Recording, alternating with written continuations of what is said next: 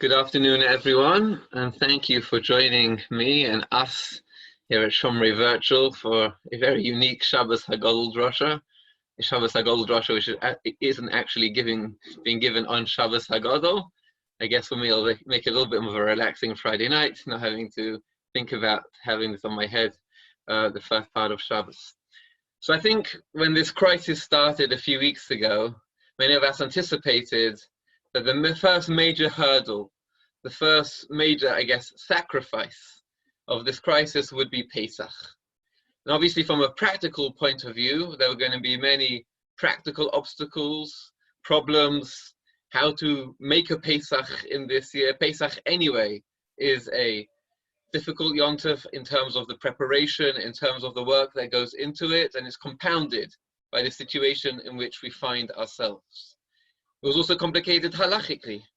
I've been on rabbis' WhatsApp groups and they've been literally pinging all day, every day for the last 2.5 weeks. Many shilas, new shilas. I was just joking with my chavrusa last night. Someone's going to bound to bring out, Hilchos Corona. In a few years' time, this will be a halacha word. All the unique shilas, all the unique situations. Just last night, I was speaking with one of my rabbis about how does it work on Friday nights in the summer in terms of bringing Shabbos in early. Usually we have like a community-wide thing. We bring in Shabbos early in the summer. Does that count when there's no community, when there's no shuls? Will people be encouraged to maybe bring it in later, maybe bring it in at the Zman, so they have more time online? Who knows? So on a halachic point of view, Pesach especially will have many problems. Obviously, socially, familiarly, it's not going to be the same as we're used to. Pesach, Seder especially, being a very family-orientated, a very social yontif, and Yontif in general, being a time that we spend with others, plenty of Yontif meals, gathering together. That is really Aliyah L'Rega. Historically, that was Yontif was all about Klal Yisrael, the Jewish people, gathering together as a people in our capital city in Jerusalem. But there's another element which I think makes this year difficult, and that's on an emotional level. And more specifically is because the Chagim, Yom Tovim, are times of joy, are times of happiness. They are mandated times of happiness. And there's a mitzvah, as we're going to discuss today, the topic of today's shir is the mitzvah of Simchat Yom Tov, the mitzvah of rejoicing over Yom Tov. And it's an important topic any year. It's one of the major facets of what Yom Tov is about. It's not about the specifics, perhaps, of a particular Yom Tov, the matzahs, the mitzvahs of Sukkah and Lulav and Esrog or Rosh Hashanah Yom Kippur, but it's an overarching, all-encompassing type of mitzvah that covers all the Yom Tovim, but it's the underlying mitzvah, perhaps, which underpins it all, the simcha of Yom Tov, the joy we're supposed to feel at this time of year. For two reasons I felt it was important to talk about it this year. Firstly, because I think many of us are finding it challenging to find that inner happiness, to find that time of joy, the simchas Yom Tov that's demanded of us. So perhaps this year will serve as a reminder, serve as a type of chizuk that indeed we're mandated as such. We have to somehow find ourselves a way to come to a Simchas Yom Tov, to come to that joy. Jews throughout the centuries have been through hard times, and nonetheless, that mitzvah has never gone away, and perhaps it's sometimes served as a respite, as a glimmer of light in dark times. And furthermore, I want to discuss perhaps Pesach is indeed unique in this regards to this mitzvah Simchas Yom Tov. As we'll go through the shir, we'll see maybe actually Pesach is a time for less simcha. Maybe we have a dispensation this year, not just because of what's going on this year, but generally because we find ourselves in the festival of Pesach. From both a halachic and hashkafic point of view, Pesach indeed could well possibly be different than the other mitzvahs. So we begin with the source of the mitzvah. We go to the Torah. This is Parshei for Devarim, Parshas Re'eh. It's the end of Parshas Re'eh. It's the Parsha of the Yom Tovim, which we lay in each and every Yom Tov. Kol HaBachar is the Parsha, and we read right towards the end, source number 1 of this sheet, V'somachta b'chagecha ata u'bincha v'itecha v'avdecha v'amascha v'halevi v'ageh v'ayosam v'almona asher b'sharecha. And you shall rejoice on your festivals. Who? You, your son, your daughter, your servant, your maidservant, the Levite, the stranger, the orphan, and the widow who is in your gates. And it's interesting, there's two divisions here. There are those people who are found inside your house, meaning you, your family, and your house people, i.e. your servants and maidservants who are in your household. That's 4 types of people besides yourself: son, daughter, servant, and maidservant. And then there's the 4 others. There's the Levite, who is poor, there's landless, there's the ger, the stranger, the yosem, the almana, the orphan and the widow who live outside the house, who are part of broader society, who live on the margins of society. So Simchas Yontif both applies within the confines of your house, that sense of and a feeling of joy within the house, but also has to permeate and extend outside of the house, specifically to those people who don't have it within their own households, who are unable to perhaps generate that sense of simcha on their own, germanely from their own life. They need a help, they need a helping hand, because they are more destitute, they're more disfortunate in their life. Okay, that's the source of the mitzvah. Samachta b'chagecha, you shall rejoice on your festivals. Just sort of as a side point here, the Sefer HaChinuch, we know the great work of Minyan HaMitzvahs, counting the mitzvahs, going through each parsha, counting the mitzvahs, telling us what the mitzvahs, defining it based much on Rambam.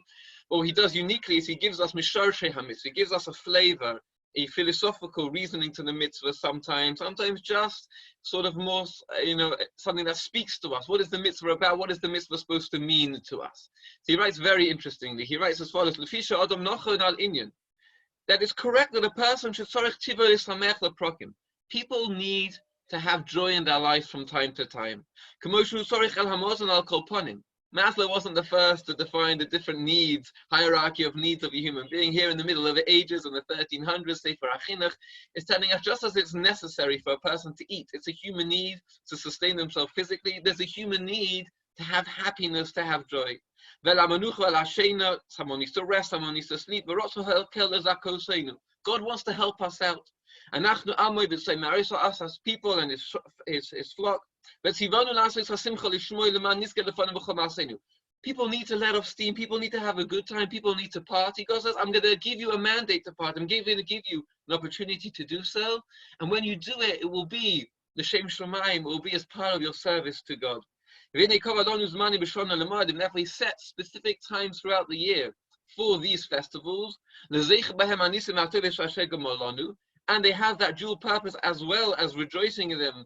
For no other reason than a person needs to rejoice. They also commemorate and celebrate the miracles and the good high points in our national history. And interesting, in these times of spiritual high points, God tells us also to provide, to satiate our physical needs. Says the Chinuch, it's a drug for us. It's a remedy. We need happiness. We need joy in our lives. So the Yontiv is that answer. It's not just a spiritual joy. There's a very physical, a very mundane joy of being satisfied, as being satiated, of having food, and as we'll see. So that's sort of, again, a broad perspective of what the mitzvah is all about. Please close the door. For the Gemara, the Sugya, which tells us about this mitzvah and gives us some more details, is the Gemara in Talmud Bavli. Hold on one second. Tali, can you take her out? It's a bit noisy. Tali, Leila, can you go out the room, please? For the Gemara in Talmud Bavli, Kuftes, Tanu Rabbanan, Chayv Adam, Nesamech, Bonav, V'nei Beisa B'Regel. A person is obliged to rejoice on the festival. 1 second.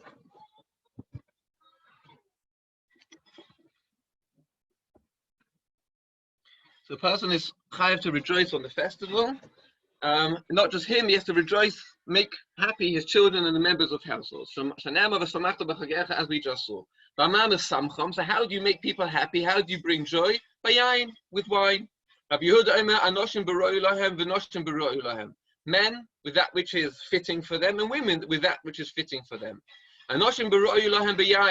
So men enjoy wine, so they should have wine at Yontif. The noshim b'mai, it's interesting here, the Gemara says what the women want, what will bring them joy. Tony Rav Yosef teaches Bavel, Babylonia, the big day tzivonim, colorful clothing. Be'eretz Yisrael, the big day pishtom uguhatzim.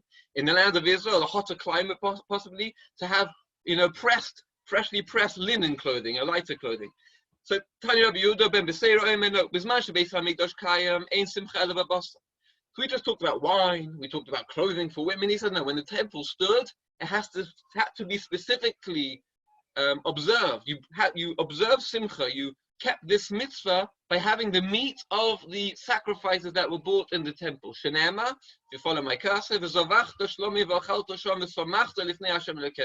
you shall sacrifice your peace offerings, you shall eat them there in Jerusalem, and you shall rejoice before Hashem your Lord. Now we don't have a temple. Ein simcha el b'yayin. So now there's the mitzvah is with wine.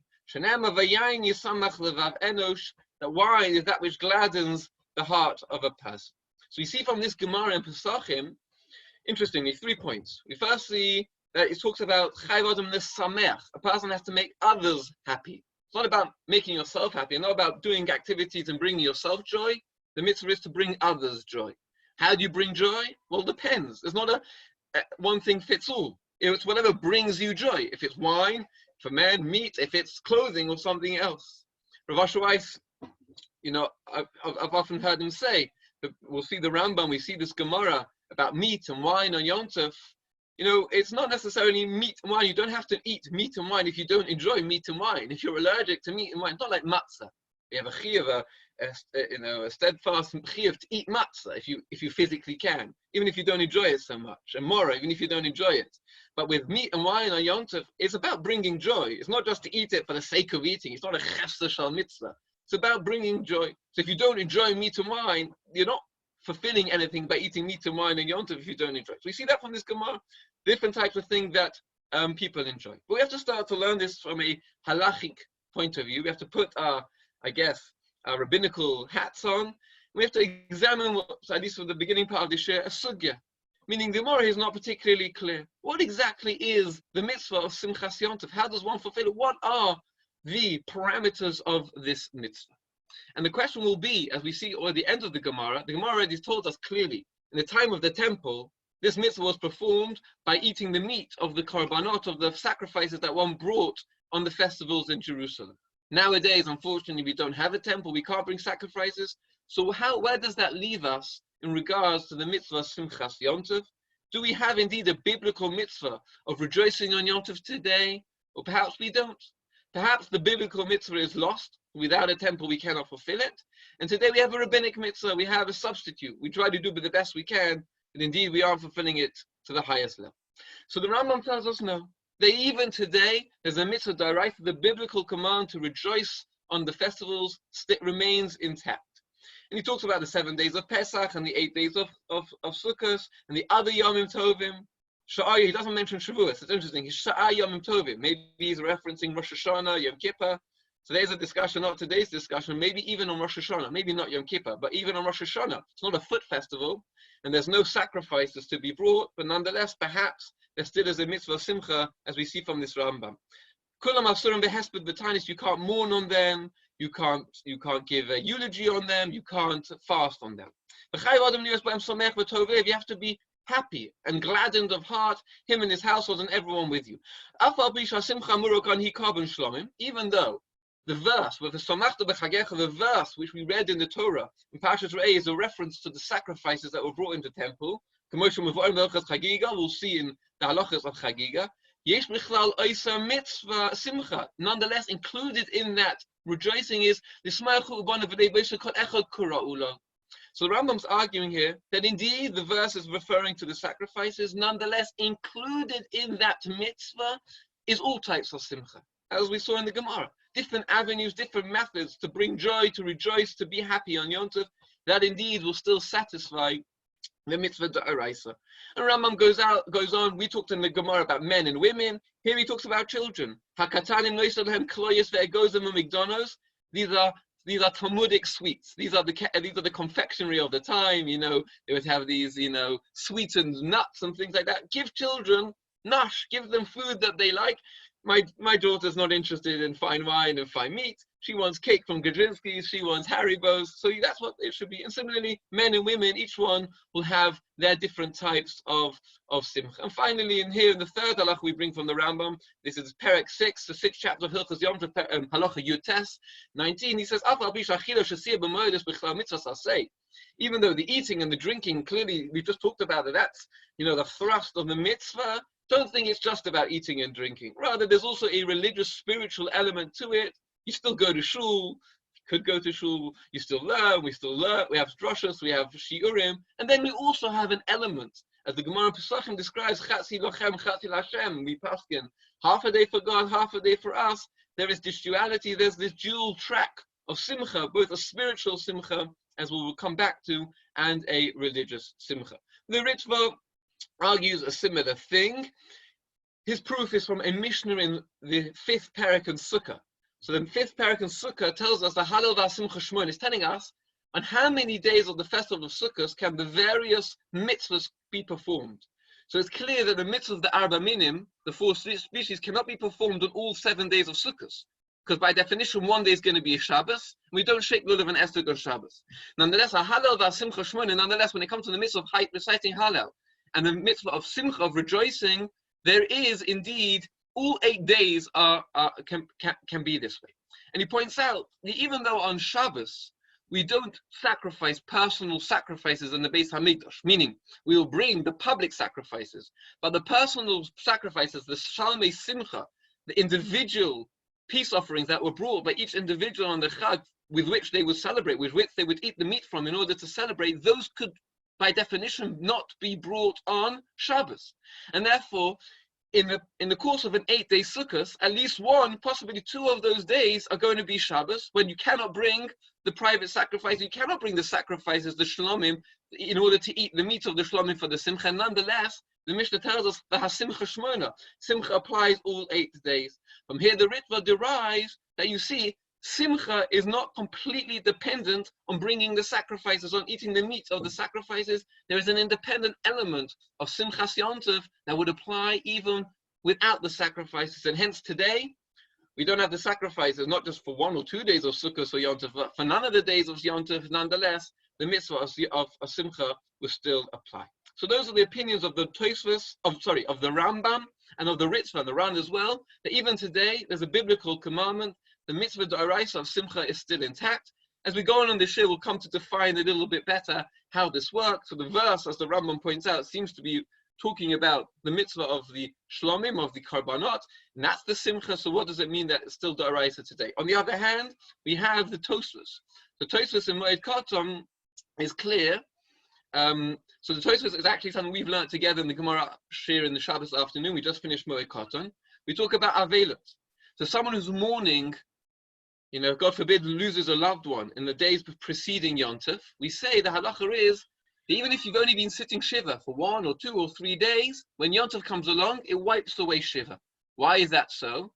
So the Gemara tells us, Osi Aseh Derabim, the public mitzvah, the communal commandment of rejoicing on Yontif overrides the private commandment to mourn over your loved one. As Rav Soloveitchik explains, they cannot go together. Joy, the happiness of Yontif, and the sadness, the mourning of a loss of a loved one, they are diametrically opposing one another. They cannot coexist, and therefore, interesting, in Judaism, we choose the joy over the oi, we choose the happiness over the mourning. But Tosfos makes an interesting observation. Mashma da'avelus ika aseh da'oraisa implies that in avelus there's a da'oraisa. Again, this is a bit technical, but what we're saying, the Gemara basically says Yontif comes away and pushes away Avelus. But if Avelus was only a Derabanan, a rabbinic law, therefore it would be obvious that Yontif pushes it away. When you have a biblical law and a rabbinic law, it's clear that the biblical law, i.e. rejoicing on Yontif, pushes away the rabbinic law. So therefore Tosfos, who holds that Avelus is only Derabanan, the fact that the Gemara has to come along and come to the reasoning that the public mitzvah of rejoicing overrides the private mitzvah of Avelus, must be they're both on the same level, i.e. they're both midarabanan. And that's what the Gemara is teaching us. The public mitzvah derabanan, the public rabbinic mitzvah of Yom Tov pushes away the private rabbinic mitzvah of Avelus. So we see, according to Tosfos, that nowadays the simcha of Yom Tov, rejoicing on Yom Tov, is indeed only a mitzvah derabanan. So how does Rambam understand this? So according to Rambam, who holds, no, Simchas Yom Tov is d'oraisa, what's this whole Gemara talking about then? Meaning, what's the Gemara's Hava Amina, we would say? What's the Gemara's, initial thought? Why would you think that Avelus would continue into Yom Tov? We're talking about a mitzvah d'Rabbanon. Mourning is a rabbinic mitzvah versus a d'oraisa. Rambam holds, we said before, that rejoicing on Yom Tov, the mitzvah Simchas Yom Tov, is a biblical mitzvah. So of course the biblical mitzvah overrides and pushes away the rabbinic mitzvah. So here we have to come on to the opinion of the Rambam when it comes to mourning. And here the Rambam is a little bit different than what Tosfos was presenting, because the Rambam in the beginning of his Laws of Mourning, source 7 in the sheets, Hilchos Rambam Hilchos Avelis Aleph Aleph, Mitzvahs Haselis Abel ala Karovim. There's a positive commandment, a biblical commandment to mourn over your close relatives. So for Rambam, indeed, okay, it doesn't mean for Rambam there's all 7 days. Not all 7 days of Shiva Adaraisa. Look, he writes here, look at the cursor, we're talking about the first day, and that's also when the person dies and buried on the same day. That day, and possibly that night, that's also machlokas, but that day, even that night after the burial, those are avedas midarai, so that is mourning, a biblical mandate to mourn. So you see in the Rambam, there could be a possibility, God forbid, an Erev Yom Tov, someone's relative passes away, they bury them on the day before Yom Tov, those hours, the eve of Yom Tov, comes the night of Yom Tov, and suddenly he's going to have a mitzvah, she's going to have a mitzvah d'oraisa to mourn. They're still within that first day, the day of burial and death, the mitzvah d'oraisa, the biblical commandment to mourn. That now clashes with the mitzvah of Yom Tov. So Rambam will say, yes, indeed, the biblical mitzvah of Simchas Yom Tov pushes away the biblical mitzvah of mourning over a relative. Okay, but to take it a step further, so according to the Rambam, when you ask the question on the Rambam, who holds even today it's a biblical mitzvah, surely Rambam, it's all about the shlomim. It's all about the sacrifices that are brought in the temple. That is the impetus. That is really the source of this joy of Yom Tov. So what do you mean nowadays there's still the joy? So Rav Asher Weiss in his Sefer Minchas Osher on the Chagim, he points out, he explains the Rambam by saying there's really 2 verses in the Torah that talk about rejoicing on the Yom Tov. So scrolling back, we had that first verse we brought in Parshas Re'eh, V'samachta b'chagecha, you shall rejoice on your festivals, and it talks about all the people you have to make them rejoice, your children, everyone. And that doesn't necessarily mean with the meat of the sacrifices. That could be in any way whatsoever. The other verse, which is here in source 8, is a verse which is in Parshas Kisava, I believe. It talks about sacrificing your peace offerings and eating them there. Now, it's not necessarily clear what we're talking about, but it could be a reference to the Zvachim. On Seder night, remember, at the end of Magi, we talk about Zevach being a reference to the sacrifices that were brought on Yom Tov, Shlomim with those unique sacrifices brought on Yom Tov. But we're told, this is really these verses in that parsha talking about the fact that God will choose Jerusalem as your capital city, as the place you bring your sacrifices. We're told you're going to come there and you're going to sacrifice your peace offerings. And you are going to rejoice before the Lord Hashem, your Lord. So you see, that is indeed talking about the Samachta Lifnei Hashem, rejoicing before your Lord. I.e., that makes sense that we're talking about eating the karbanot and the precincts of Yerushalayim and the precincts of the temple. And through that, through eating the meat of the karbanot, that brings you joy.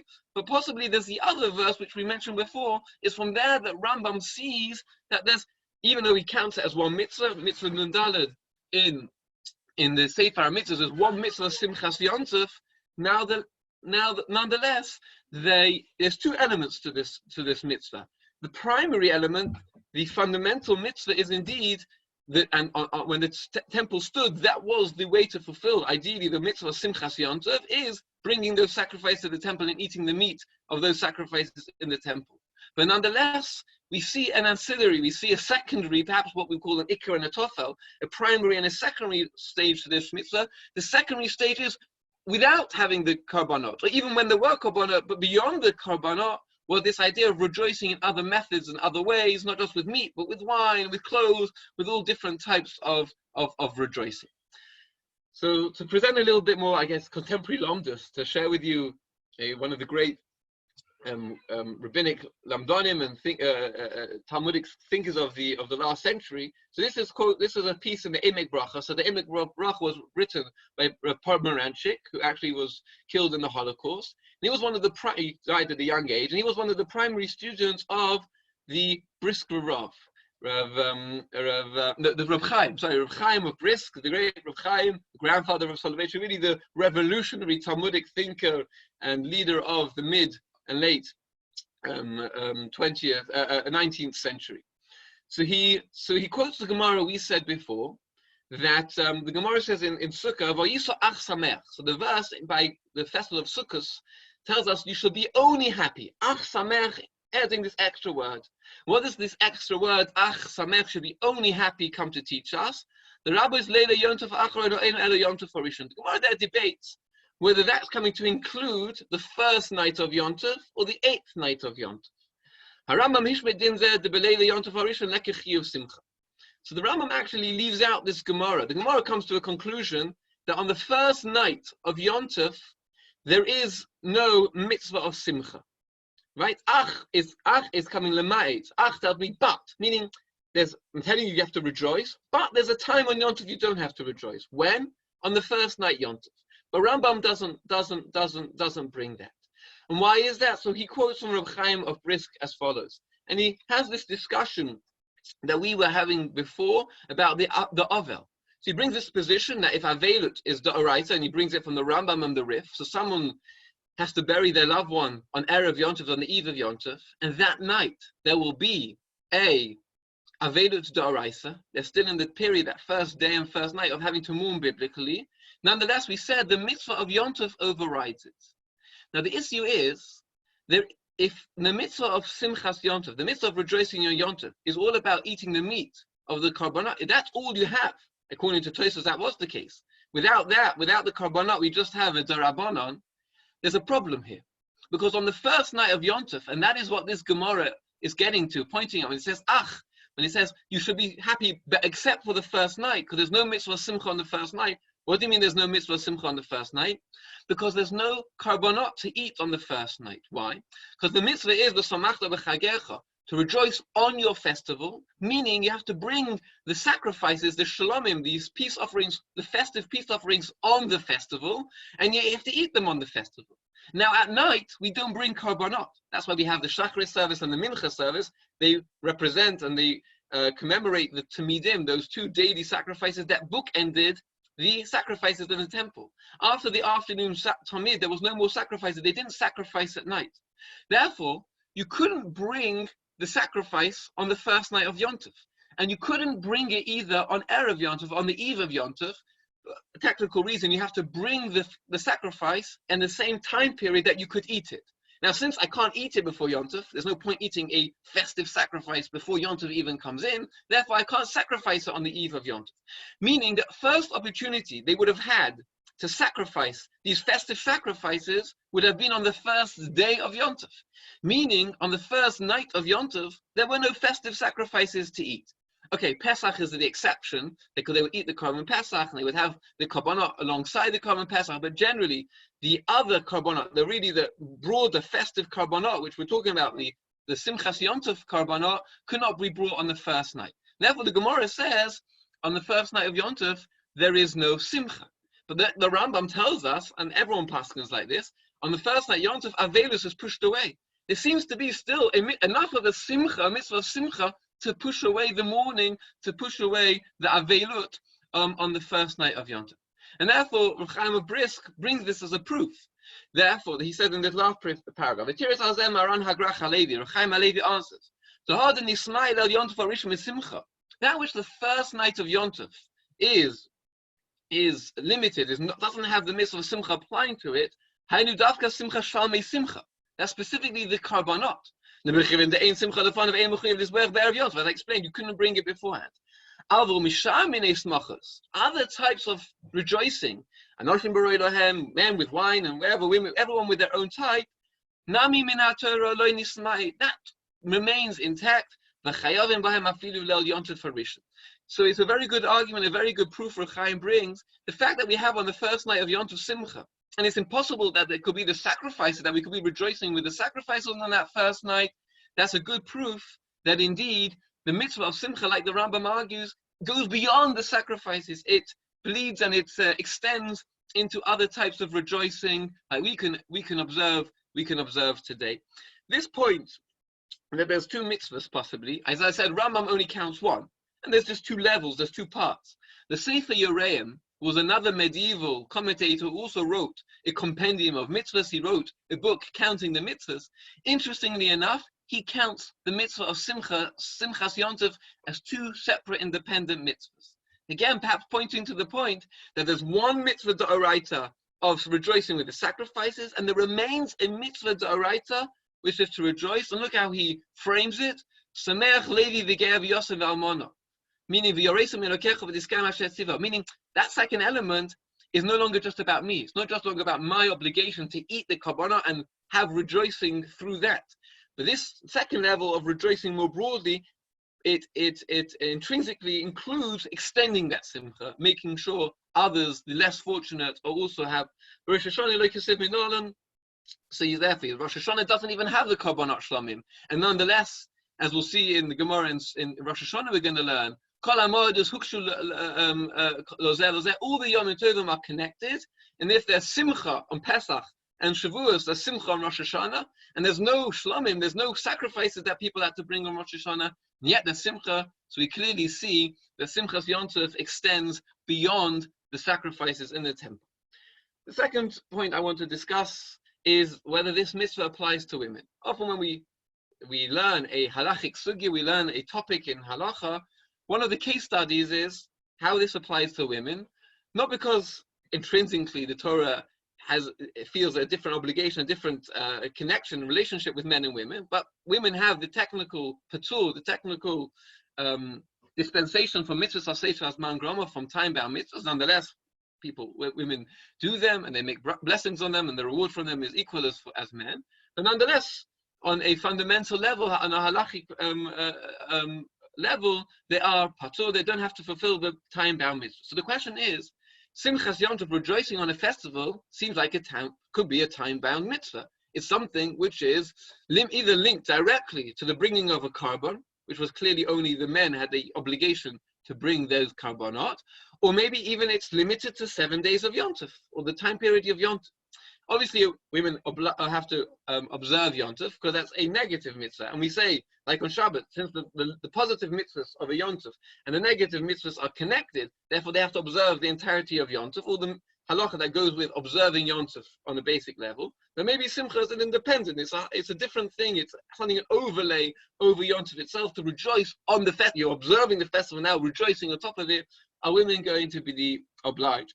So there's actually time sticking by. We're not going to read everything inside, but the opinion of the Rambam here in Hilchos Chagiga, so he writes, indeed, the mitzvah of bringing the korbanot are the obligation on men, and men would bring the korban. Nonetheless, the Rambam writes here, nonetheless he writes, women are still obliged in the mitzvah of Simcha and Yom Tov. They don't have to necessarily bring a korban. This is in line with the Rambam's opinion that Simchas Yom Tov is not limited to the korbanot; it extends beyond it. And therefore, women have an equal obligation to rejoice and be happy, and to do things that make them happy and engender joy in their festivities, and that applies to them as well. The Hasagas Raavad, on the other hand, so the Raavad often is the one that attacks the Rambam. He offers and professes a different view, often takes a different stance on the Rambam. He has these Hasagot, he has these edits, he has these notes to the Rambam's Mishnah Torah, the Rambam's Magnus Opus, the Mishnah Torah. What does he write here? Amar Avram, says Abraham, this is the Raavad, Lo b'korban elo b'simcha. Women don't have to bring a korban. So it could be even the Rambam is saying that women should eat from the korban shlomim. They don't have to bring the korban, but they still have an obligation to go ahead and eat and partake of the sacrifices, and that's the simcha on the highest level. The Raavad is saying no. A woman doesn't have to eat of the korbanot. Rather, the husband is the one who has to eat the korbanot. She comes along with him to Jerusalem. She rejoices with him, but not necessarily with the korbanot. Other types of simcha, but not the mitzvah d'oraisa. At least, if you understand, according to some opinions, that's the only d'oraisa. That's the only biblical mitzvah to eat from the korbanot.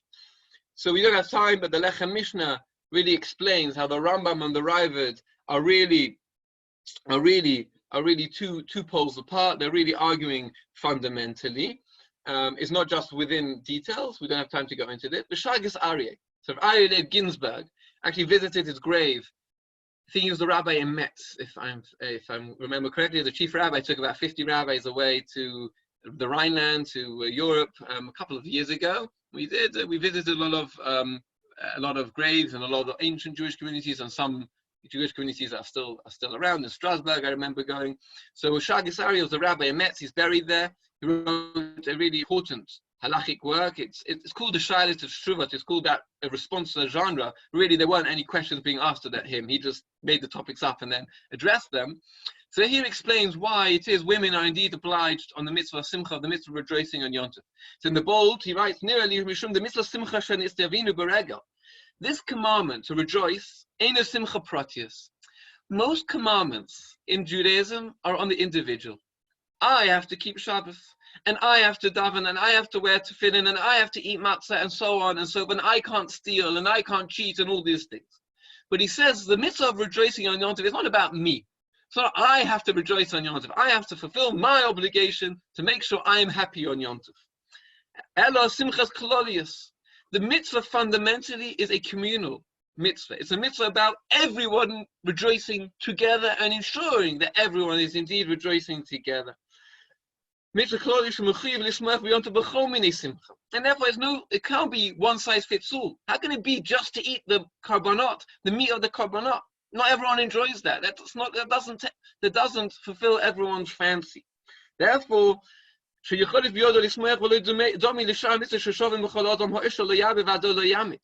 that's why he said, interesting. Other mitzvahs, there's a set amount. How much matzah? A kezayis. How many minim? 4 arba minim. They got set amounts, and it doesn't matter you're rich or you're poor. Everyone has to do the same thing.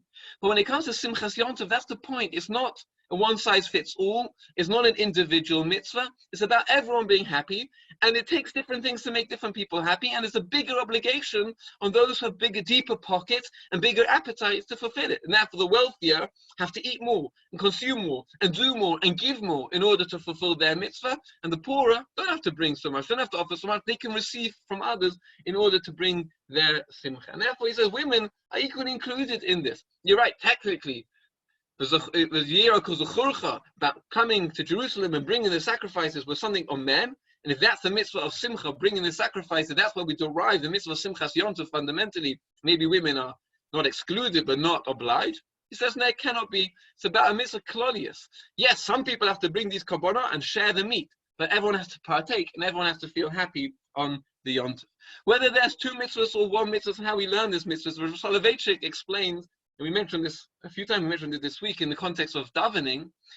He said there are certain commandments where there's what's called a Maisa HaMitzvah, the activity, the act of the command, and what he calls a Kiyum HaMitzvah. So often cases, they're one and the same. When I eat the matzah, I've both done the act of the mitzvah, and I fulfill the commandment of the mitzvah.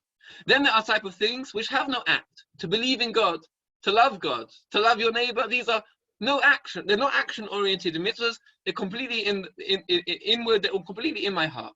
And then there's a unique cadre of mitzvahs that are both. There's an act, but you do not fulfill the mitzvah in the act. It's not like as soon as, it's like tefillin or matzah or other mitzvahs. I do the mitzvah, I fulfilled it. No, he said there are certain commandments. You can do the action, but you still have yet to fulfill the mitzvah. One of them is being prayer. You have to say the words, but without feeling it, without the intentionality, without the kavanah shebelev, without that connection to God, you haven't fulfilled the mitzvah of prayer.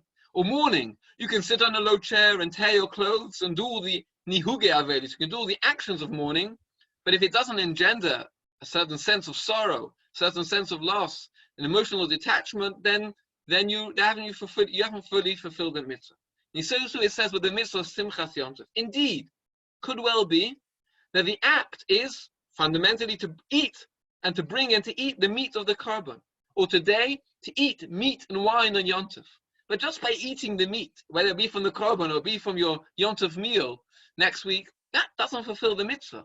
The mitzvah is ultimately a duality of the act together, coupled with the emotional intent. It's only when I actually then feel a sense of joy, a sense of happiness, I've managed to use these acts as a vehicle to get to a place, to arrive in a situation that I am indeed full of joy, I am indeed in a satiated, happy, a joyful place. That's when you can fulfill the mitzvah. And again, that's another framework to see what we've learned. A couple more points I want to share with you is that the Shagis Aryeh, again, quoting from this important sefer, he points out that the mitzvah of Simcha and Yom Tov extends beyond, and he entertains the idea that it extends beyond the physical. We saw from the Sefer Chinuch, who stressed the physical sort of avenue, the physical manifestation, the eating and the drinking and the clothing and the rejoicing and the partying.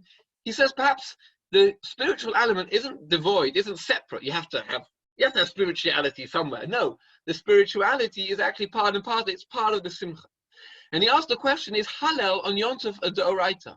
Is the requirement to sing and to say Hallel, the Thanksgiving prayer on Yom Tov, is it a biblical mitzvah? Why? Maybe it's part of Simcha.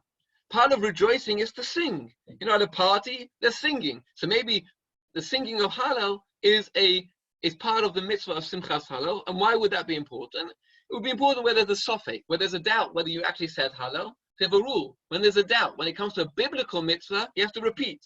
When it comes to a rabbinic mitzvah, you don't. So is Hallel on Yom Tov a D'oraita? Is it part of the biblical mitzvah of rejoicing, or is it something else? And he argues that the truth is it's a chicken and an egg situation. He said when it comes to Hallel, the truth is it's not that you sing Hallel and therefore you fulfill the mitzvah of Simchas Yom Tov. It's because you have Simcha on Yom Tov. Because Yom Tov is a time of happiness and a time of rejoicing, that leads one to sing Hallel. That engenders a calling out, a singing of Hallel before God. But then he goes a step further. Look in the bold. It's not that Hallel is a avenue, is one of the methods to fulfill Simcha, but rather once you have Simcha, that leads to Shira, that leads to song.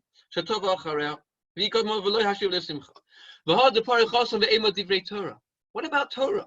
Maybe just as you eat meat to bring yourself joy, to engender that sense of happiness on Yom Tov, maybe you should sit and study Torah. That's a way to engender joy and happiness on Yom Tov. This what we say in Tehillim, we say on Shabbos morning is Pasuk de Zimra. The laws, the statutes of God are straight. They gladden the heart. So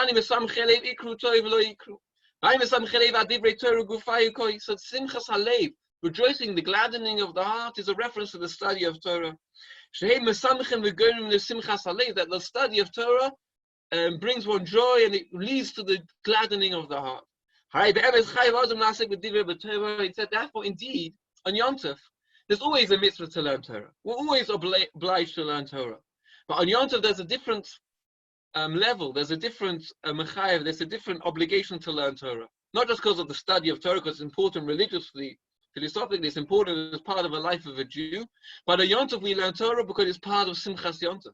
Just as you do other things to bring yourself joy on Yom Tov, learning Torah is also part of the methods and the ways that one brings Torah. And therefore, he quotes like Gemara Pesachim about half for you and half for God. It's not some type of deal. You know, God, I'm going to have a good time. I'm going to rejoice. I'm going to actually fulfill the mitzvah of rejoicing in the other half of the day. The half of the day I have to give over to you. I have to pray and I have to daven. I have to learn. No, the half a day, the Chetzil Hashem, the half a day we spend in the synagogue, in shul, in the Beis HaMedrash, in time of studying Torah, is not separate and divorced. It's actually a broader part of Simchas Yom Tov. That as well is a different method, is a different avenue to bring us to Simchas Yom Tov. What about Pesach? So I said Pesach might be different. So the Tanya Rabbasi, which is an early medieval work, writes, we've seen about Hagodol. We've seen in the Agadic work, but so what's very interesting, when the Torah talks about, in the various places in Torah, it talks about the various festivals, it mentions Simcha, this idea of rejoicing, in reference to Sukkot and to Shavuos, v'lo b'Pesach.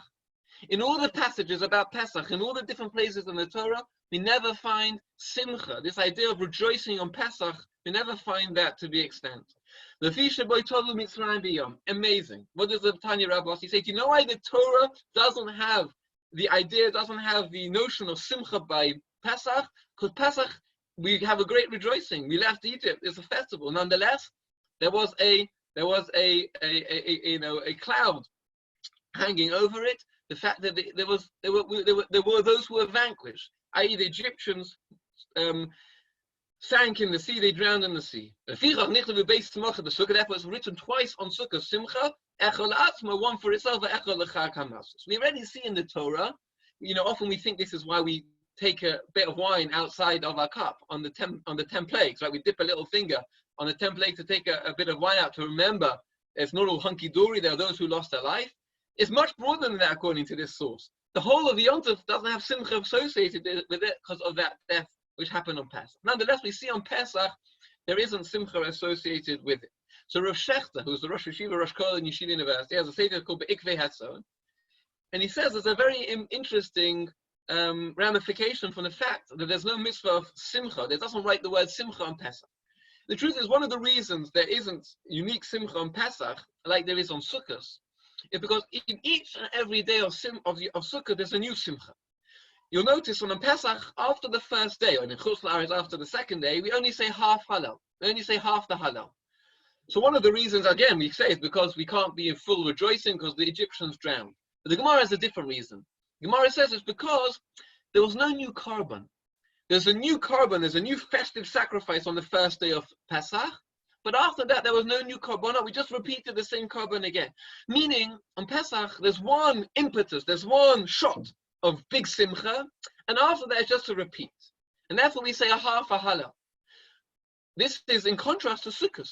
On Sukkot, the Torah presents, and as we know, on each and every day of Sukkot, there was a unique, new festive sacrifices. There were new temple sacrifices. Therefore, on each day of Sukkot, there's a new impetus for Simcha, there's a new reason to rejoice, and therefore we say a full Hallel on each and every day of Sukkot. So Rav Shechter wants to extend that to eating meat and wine after the first day of Pesach. On the first day of Pesach, yes, just like we say full Hallel, and just like there was the new sacrifices brought in the temple on the first day of Pesach, so on the first day of Pesach, there's the mitzvah of Simcha. There's the mitzvah to rejoice. But unlike on Sukkot, where the mitzvah to rejoice is reinvigorated and renewed each and every day of Sukkot, on Pesach, says Rav Shechter, it's not the case. It's the same Simcha which just rolls over. There's no new sacrifice. We only say half Hallel. And therefore, Ma'ashekim Pesach, look in the source sheets by the hand, the mouse. However, he says on Sukkot, on Pesach, not the case. That which you ate meat and wine on the first day of Pesach, you've already fulfilled your mitzvah, and you don't have to repeat it. There actually isn't a new impetus of Simcha after the first day of Pesach. So we see already on Pesach there's a different level. Again, he writes here. He said, I'm the first one I'd ever seen to discuss this and to raise this possibility that maybe on Pesach, after the first day of Yom Tov, indeed, on Pesach and last day Pesach, there's no mitzvah of Simcha, there's no mitzvah to have meat and wine at your meals like other Yom Tovim. Therefore, we already see on Pesach there's a qualitatively different level. And why is that? So the Alkut Shimoni in Medrash presents another approach, another reason.